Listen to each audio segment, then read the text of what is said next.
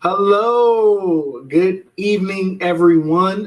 Thank you all so much for joining us for this week's episode of Agile Consulting Group. We are so excited to have you all in our midst on this evening. For those of you who don't know me, my name is Vince, and this is Thaddeus, also known as TJ. Happy Tuesday, everybody. Welcome to another episode of the Upskill Forum. We are so happy that you are here with us. I don't know, Vince has like the laugh-a-thon thing going on. He was laughing last week. He comes on this week laughing. I mean, secrets are no fun. Like, what's so funny, Vince? Well,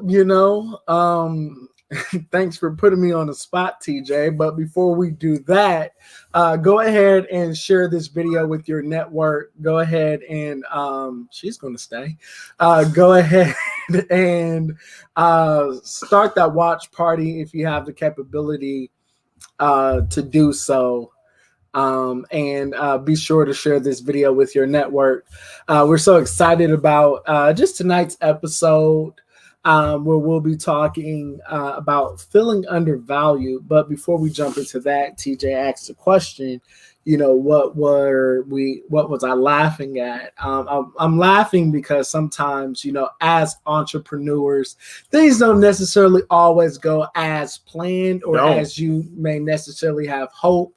But instead of getting bummed out or discouraged about it, you learn to laugh about it just to keep things going, Can you relate to that, TJ? Nope. I usually don't laugh. I cry. Okay. Well, I like to laugh. But Drake said laugh now, cry later. Okay. So if we could take any words of advice from him.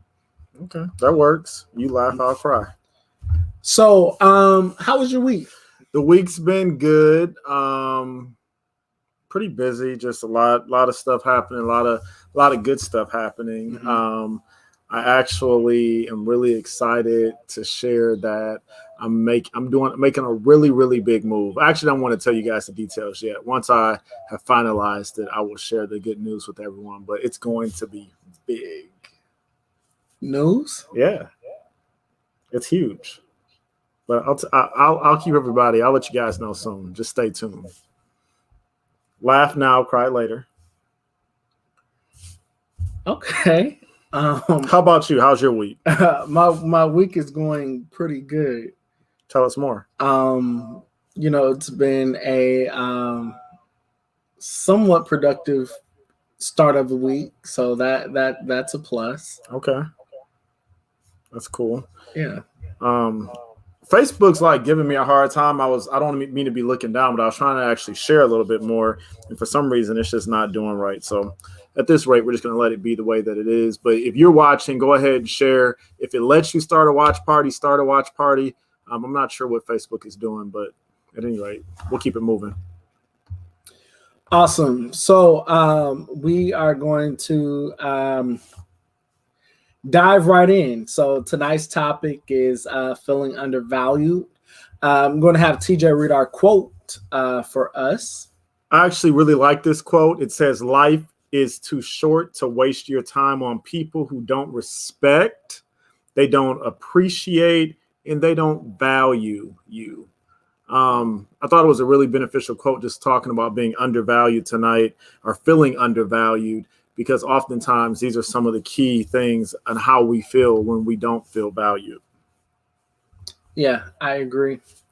Have you ever been in a situation at work or, a professional setting of some sort, or where you may not have felt valued? I have worked in quite a few situations where I didn't feel valued, and it wasn't necessarily that the individuals were doing it on purpose. Sometimes people just don't know what it means to, show individuals that they matter, show individuals that you care. I had a situation where I served on a team and they never said thank you. It was almost like it was expected. This is what you're here for, and this is what you need to do. But honestly, I think thank you goes a long way. And sometimes just making someone feel like they matter. They're not just a number, like making you feel a part of the team. And that was at the time just one of the ways that I didn't feel as connected. Yeah. All right, so we're going to jump into our first topic for tonight as we dive deeper into feeling undervalued. And one of those things is you have to know your worth. If you don't know your worth, it's going to be hard for you to set clear and realistic expectations and boundaries for people to abide by, so that you, as the individual, the professional, feels valued. So I definitely think that it is important for us to make sure that we first know our worth. No, I agree. I think when you know what you bring to the table, you it's a lot easier to stand up for yourself. It's a lot easier to say, no, this is unacceptable. I'm not going to accept this. I'm not going to take this. Oftentimes, whether it's in corporate America, even if you look at it, you being a customer, I oftentimes will say, these individuals don't deserve my money. This business doesn't deserve my money. The same thing, even with where you may work at. You should never allow people to walk on you or make you feel like you don't matter just because they're the manager or they're your superior, or maybe they're a coworker and they've been there for 30 years and you just got there. You are just as important, and understand that the resources that you've been given, the training that you've received, just who you are as an individual, there's something special about you. And you think about the background that you may have, what you bring to the table. You were hired for a reason, or you were brought into this circle for a reason, depending on, whether it's in a professional setting or even in your personal life. But you have purpose, you have value, and you shouldn't allow anyone to ever make you feel anything other than that. I agree wholeheartedly. And I think it is important to go into a discussion, about these things. But before doing that, I definitely think that it's important, actually imperative, to write down your thoughts. Write down your thoughts before entering into any conversation, because that way you're making sure that you're touching bases you're hitting all points. You're not leaving anything out, and then you're not rehashing discussion or a disagreement, or opening it back up for, further disagreement. I agree with that. And I'm relating this to, your professional job, but also even in individuals that you communicate with. If you have a situation and you are feeling undervalued, you feel like maybe your voice isn't being heard. My godson was actually with me today, and he wrote on a piece of paper, "My voice matters." Your voice matters. And when you think about that, if you don't take good notes and put bullet points of the items that you want to hit on, have you ever talked to an individual and it's like, you ain't saying nothing? Like, what are you trying to articulate? It's so important that you have an outline of the key areas that you feel undervalued, and this is why I feel undervalued. Sticking to the facts. You don't communicate. You're not making this a priority. You're never on time, or maybe you're always helping somebody else, but you're never helping me. Why do you feel undervalued? Is it because they're not articulating the way you feel that they should feel, or you can't necessarily feel that vibe, depending on what it is? It's very important that you actually write those things down, because when you actually get into that conversation, it's so easy to forget your key points. It's so easy to forget what it is that you want to say. And then you kind of start talking in circles. Like, I meant to say this, I meant to say that. But always stick to the facts and outline what's important, and make sure that you're communicating that. I completely agree. Excellent points, TJ. And after you've written down your thoughts, schedule a meeting. Schedule a meeting to meet with the individual that you are maybe having an issue with, or that may not be displaying or showing the value that you need to perform, schedule a meeting with those influencers and share with them just some of the things that you've written down as it relates to your thoughts, your feelings towards it. And I always encourage everyone, stick to the facts, stick to the facts, stick to the facts. And the facts is this is when this on this day this happened, and this is how that made me feel, versus saying, well, I just feel like you are X, Y, and Z, because then you're taking more of a accusatory stance and you're pointing the finger, and that's going to set that person up to be on defense, versus when you say, on this day, this happened, and these are the events that occurred as a result of that, and here's how that made me feel, or here's how that impacted me. Use those powerful terms. Impact, it contributed to, or it caused, X, Y, and Z to transpire. But use those powerful words, those powerful statements as you're expressing yourself. And I definitely believe that you will have the ear of the individual that you're sharing with, and that they'll truly understand the depths of, the injury that was caused by you feeling undervalued. Oh, I agree with that, Vince. And when you think about scheduling that meeting, the reason it is so important is because when you don't have that conversation, you don't have that dialogue, you know what happens?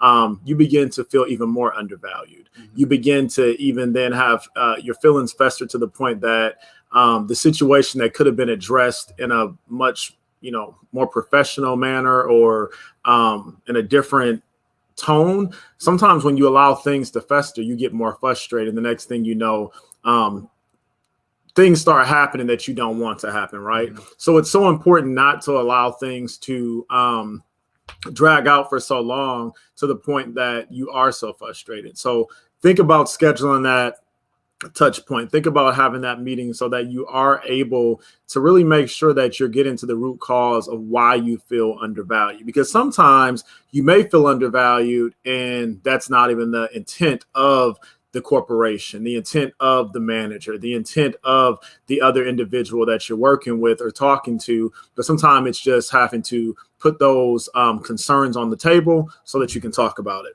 Absolutely. And as you're scheduling the meeting too, understand just because you called the meeting doesn't mean that you control the meeting. You also need to be open to dialogue. So that means that you have to be open to whatever it is that the other person has to say as well, because perception isn't always reality. And though we perceive things a certain way and it becomes real in the reality, to us, that doesn't necessarily mean that that was the intent or the intentions behind it. No, I agree. And I've had situations where I've been called for a meeting, and literally it's their way or no way. They're not even open to discuss the situation at hand. So it's like, what did you call the meeting for? What is it to talk about? You already feel how you feel, and you feel like that is signed, sealed, and delivered. And honestly, in that case, there's nothing to talk about, because you're not even open to having an ear to hear. And oftentimes when you are feeling undervalued, or that individual may feel undervalued, if you're not open to actually hear them out, you're doing yourself a disservice, you're doing them a disservice, because you're honestly not going to get anywhere. So definitely have that open mind and think outside the box of how we can come to a resolve. Have an open mind to also think, okay, maybe they felt this way because of this, or they felt this way because of that. There's a time and place for everything. So even when you think about, if we take a step back and even scheduling that meeting, when is the appropriate time? It may not be time to have that meeting right after a heated discussion. You may need to allow the flame to go out for a little bit so that you can have a crucial conversation to make sure that you guys are on the same page. Absolutely. And create an action plan. Don't just have a meeting just to say that you had a meeting. That is also an opportunity for you to create some action items. What is it that you want to have happen as a result of this meeting. Don't just have the meeting just to say, oh, well, I scheduled a meeting just to talk about it or address it. How are you going to measure, the change that's supposed to happen as a result of the conversation if you're not giving any action items? That necessarily looks like, okay, here are some things that needs to happen or I would like to see happen, and allow them to even add some action items as well. And it could be improvement on communication. It could be, listening, to more of your ideas or letting you lead out in different initiatives or whatever the case may be. But whatever you do, please set some action items in place so that you can really scale and see how far and how much progress you and that individual are making. Vince, you were talking so good, because when you think about having a good action plan, that's really what makes the conversation that means you actually want something to happen out of this conversation versus you going in just being opinionated and being upset and frustrated because you feel undervalued. But look, I'm coming with some solutions of things that I want to see happen and how can we get there. And this is the action plan that I put in place to make sure that, this work relationship is professional, to make sure that I do feel valued. These are some action steps that I can do, because oftentimes maybe you feel undervalued, but maybe it's something that you're also doing that's making you feel that way. Be open-minded to also make sure that you're not just necessarily pointing the finger as you're thinking about those action items, but you're also looking at yourself to say, maybe what can I do differently? And bear in mind, too, just as well as you are offended, you have also been offensive. Amen. At some point as well. Not necessarily in this particular situation, but when we think about it and we think about, offenses and things of that sort, it's so easy to, one, be offended. But we also have to remember that, too, there are times where we are offensive, rather if that's our intentions or not. But I think it's nice to sit down, clear the atmosphere to ensure that you all are on the same page so that you can continue producing results, because ultimately that's what it's all about. And when you think about offending someone, right, and how you may have offended someone, it's so important to really, and I want to just talk about this a little bit more. It's so important to always examine yourself and not always point the finger at the other individual, because when you think about feeling undervalued, sometimes people are turned off by your attitude, by the negativity. Maybe you're just so toxic. They're like, I wish they would quit, or I wish they would stop talking to me. Really take a look at yourself to make sure that I've done everything I can before I have this conversation, or really have examined myself to make sure that if I'm feeling undervalued, I've at least examined myself to make sure that I'm doing the right thing to help this relationship, this the career that I'm working in the department that I'm serving, that I'm doing my part. So I work with individuals where honestly they feel undervalued because they're not pulling their weight. And yes, we ask other individuals to do certain things, and then maybe we're coaching you out because you're not doing what it is that you need to do, but making sure that you're asking the right questions and you're doing the right things so that when that time does come for you to have that conversation, you can say, look, I've dotted every I, I've crossed every T. What else is there that I can do to help make this a better working relationship so that I can feel valued? Absolutely. Love that. In addition to creating action plans, schedule frequent check-ins. Don't wait until the next offense has occurred, because by then, it could be too late. And oftentimes when we allow things to fester and we don't address them, guess what? It turns into a bigger issue. And by scheduling frequent check-ins, that also too creates more consistent communication. It creates that open door policy. And then also too, it helps minimize the office drama as well. Because what we have to understand is we should be talking to the individuals that we may have the issue with versus everyone else in the office. And then it's getting back around to that individual through office gossip. because that's setting the tone just for unprofessional setting. And then also, too, more than likely, if you said something, it got back to that individual. Now they're on edge, and it just makes for an unpleasant work environment. I couldn't agree more. I mean, I think scheduling frequent check-ins is going to make life a lot easier for you, for the individual that you're working with, whether it's a manager, a counterpart, whatever that looks like. You already know how things are going. So I can speak for me. Even when I received my annual review this year, there were no surprises. My leader does a very good job of making sure that we have frequent check-ins. I know how my performance is. I know the areas that I need to do better in. So once I had that annual review, it was pretty much just, hey, this is what we already talked about. This is what we're going to do to move forward. And then we're already ready to sign and seal the deal because we've talked about it. Having those frequent check-ins, even if you think things are going good, some leaders don't do a very good job at communicating when things aren't going so well. So maybe for me, I'm oftentimes asking, how do you think things are going? Anything that I could do differently? How do you feel about my performance? I want to know how things are going so that, for one, you may be telling me you're doing good in this, you're doing good in that, but maybe there are areas that you would like to see me improve in. That's how I can know that I'm actually adding value to the department that I'm working, the corporation that I work for, the relationship that I'm in. Because when you think outside the box and you're actually asking the right questions, it allows you to make sure that you're staying a step ahead, to make sure that you don't feel undervalued. And if you still feel undervalued, at least you can say I've done my due diligence by asking the right questions. Absolutely, because it's definitely not just the one and done. If you take on that approach that, we talked about it once, I'm done with it, I can assure you that that same issue is going to arise again. Sometimes you got to keep those things top of mind.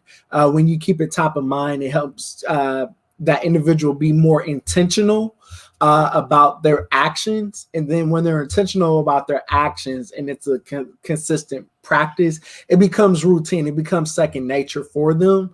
But if it's something that's just happening sporadically and it's not something that's top of mind, it very well so could resort things going back to the way that they used to be. Absolutely.